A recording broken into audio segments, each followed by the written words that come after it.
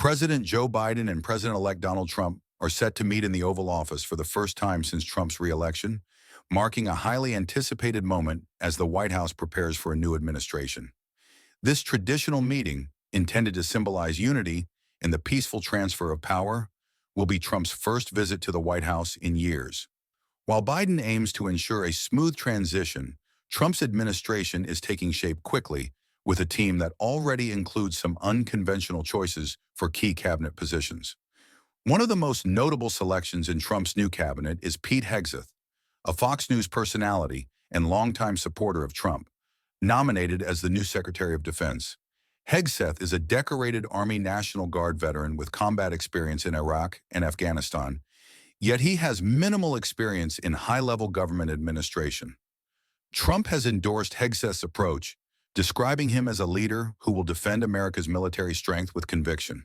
However, Hegseth's nomination has stirred some controversy due to his conservative stance on military policy, especially concerning diversity initiatives, which he believes weaken the military's operational focus.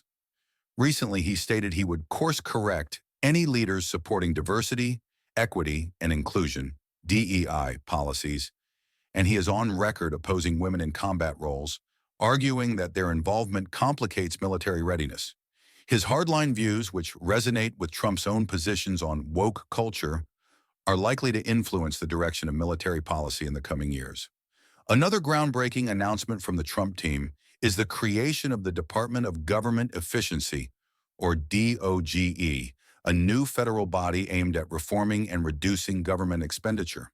Described by Trump as a modern Manhattan Project for government efficiency, this department will be led by high-profile figures Elon Musk and businessman Vivek Ramaswamy. With this new office, Trump aims to cut as much as $2 trillion from the federal budget. Musk, whose private sector expertise includes overseeing companies with large government contracts, is expected to bring a business-minded approach to reduce federal spending. Ramaswamy, a vocal critic of government overreach, has even advocated for abolishing federal agencies like the FBI and the Department of Education. However, the potential reach and authority of DOGE remain unclear, as significant government restructuring often encounters legal and bureaucratic challenges. This office could represent a bold shift in Trump's mission to streamline the federal government, but its impact will depend on the cooperation of other government branches and departments. In a similarly unconventional choice, Trump has named former Arkansas Governor Mike Huckabee as U.S. Ambassador to Israel. Huckabee's strong pro-Israel stance aligns with Trump's own views, but his appointment diverges from recent tradition, as Huckabee would be the first non-Jewish U.S. ambassador to Israel in over a decade.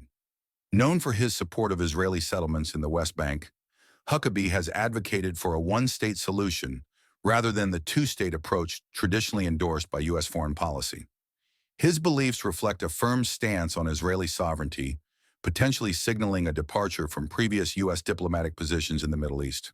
Trump's approach to the transition also differs from his first term, with a faster pace in choosing cabinet members to avoid past delays. During his initial term in 2016, Trump encountered Senate resistance that slowed the confirmation process for key nominees. To bypass potential delays this time, he is calling on Senate Republicans to support recess appointments, which would allow his nominees to assume office temporarily without confirmation hearings. This strategy could enable Trump to advance his agenda quickly, although some Republicans may hesitate to endorse this approach due to potential political ramifications. Meanwhile, President Biden's administration is focused on ensuring a seamless transition. Biden's team is working to secure key policies and programs that could be susceptible to reversal under Trump. This includes finalizing initiatives in infrastructure and manufacturing, ensuring funding allocations such as military aid to Ukraine are fulfilled, and solidifying commitments from private sector partnerships that were critical components of Biden's economic policies. In these final months, Biden's administration is also reinforcing policies to make it more difficult for future administrations to undo key programs. Biden's last weeks in office will be a balancing act, requiring him to conclude his priorities while preparing for the handover to Trump's team. Today's Oval Office meeting between Biden and Trump is expected to be a symbolic yet critical moment, highlighting the importance of continuity in government even amid sharp political shifts. Thank you for watching this comprehensive look at the latest political developments as we navigate this historic transition.